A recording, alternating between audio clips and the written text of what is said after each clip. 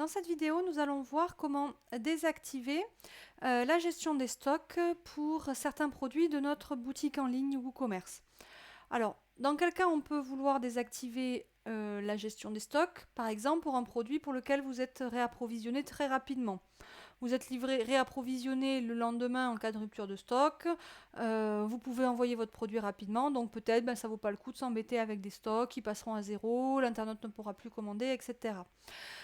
Autre cas de figure, vous vendez un produit téléchargeable, par exemple une notice, un livre, un document voilà, numérique, un patron de couture, enfin quelque chose voilà, qui va être téléchargeable.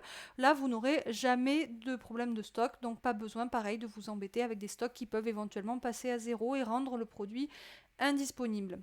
Donc dans ces cas de figure-là, pour désactiver la gestion des stocks, et en fait, tout simplement, vous allez aller dans la fiche produit et vous allez dans l'onglet inventaire et vous allez décocher la case activer la gestion des stocks.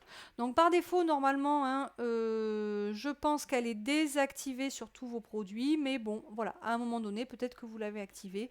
Donc voilà comment la désactiver. Donc ça c'est pour un produit simple, hein. Nous verrons après un tout petit peu après comment le faire pour un produit variable.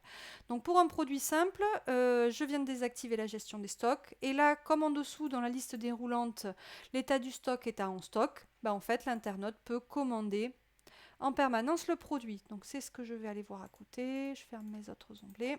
Voilà, donc je peux ajouter mon produit au panier une fois, deux fois, autant de fois que je veux. Voilà. À un moment donné, le produit est hors stock, donc si c'est un fichier par exemple téléchargeable, peut-être que vous voulez faire une nouvelle version, donc vous voulez un petit peu suspendre les achats, ou s'il s'agit d'une impression papier, peut-être que voilà, vous voulez le suspendre à un moment donné, pas de problème, vous mettez en fait votre produit en rupture de stock. Là, à ce moment-là, sur la fiche produit, en fait, le bouton ajouter au panier n'est plus disponible, vous avez un message rupture de stock qui s'affiche.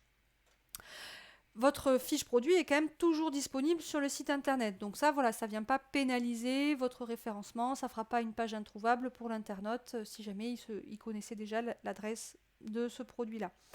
Donc en cas de, voilà, vous voulez suspendre la vente de ce produit-là, moi je vous conseille de le mettre dans la section inventaire, à rupture de stock.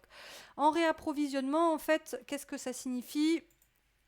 Ça signifie que l'internaute peut commander le produit, mais vous avez un libellé disponible sur commande qui s'affiche. L'internaute est censé comprendre qu'il va y avoir un délai supplémentaire pour recevoir sa commande. Bon, moi j'aime pas trop parce que le libellé n'est pas très clair. Voilà, on n'a pas la main dessus pour pouvoir modifier ce libellé-là. Voilà, donc moi je vous conseille, soit votre produit est en stock, soit il est hors stock. Voilà. Donc là, on vient de voir comment donc désactiver la gestion des stocks pour un produit simple.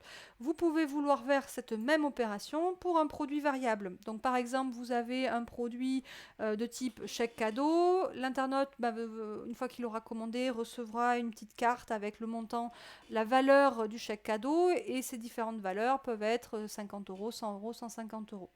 Voilà, donc c'est un produit variable. Donc moi, bon, j'ai pas de produit de type chèque cadeau, mais je vais faire l'exemple sur un autre produit, mais qui a quand même donc des déclinaisons. Donc ici, je vois bien que c'est un produit variable. Et en fait, au niveau de l'onglet inventaire, j'ai toujours donc la case à cocher, gérer les stocks, que je vais pouvoir désactiver. Voilà, donc là, je l'ai fait. Mais si je vais voir au niveau de l'onglet variation, en fait, ma gestion des stocks est toujours activée parce qu'à un moment donné, je l'ai activée. Voilà, donc je vais surtout bien vérifier que la gestion des stocks aussi est désactivée pour les variations qui m'intéressent. Voilà. Ce n'est pas parce qu'au niveau global que j'ai désactivé la gestion des stocks qu'elle ne peut pas être activée ponctuellement pour une variation. Donc là, j'ai désactivé la gestion des stocks pour mes deux variations, la finition métal et la finition bois. Et je vérifie pour chacune de ces variations quel est l'état du stock. Par exemple, la finition métal est en stock. Par contre, bois, peut-être qu'à un moment donné, j'en ai plus. Donc je mets rupture de stock. Et j'enregistre. Voilà. Donc ce qui fait que quand je vais voir mon produit, en fait, c'est quand je vais choisir mon option. que je vais voir si celle-ci est disponible ou pas.